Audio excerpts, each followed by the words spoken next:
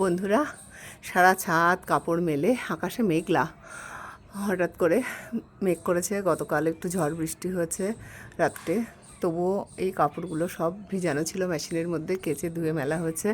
তো একটা জিনিস দেখাবার জন্যে এই ভিডিওটা করছি। একটু তাড়া আছে যে ঠাকুরের বাসন তো পরিষ্কার করছি, পিতলের জিনিস, এখন গরমকাল তাই অত বেশি ঝকঝকে থাকবে না। তো তবুও একটু তেঁতুল দিয়ে আমি ঘষে নিয়েছি এইভাবে। আর যেটা দেখাচ্ছে, এই যে কাঠের উনুনে যে রান্না করতে হয়, স্টিলের হাঁড়ি, মায়ের অন্নভোগ স্টিলের হাঁড়িতে করি। দেখুন যে কতটা কালি।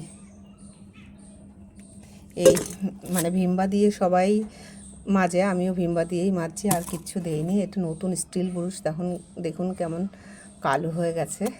এই যে হাঁড়ির ভিতর একটু দেখুন, এখানটা কত পরিষ্কার। এখনও এটা মাজতে হবে, এখনও মাজতে হবে, পুরো কালি উঠেনি, দেখেছেন?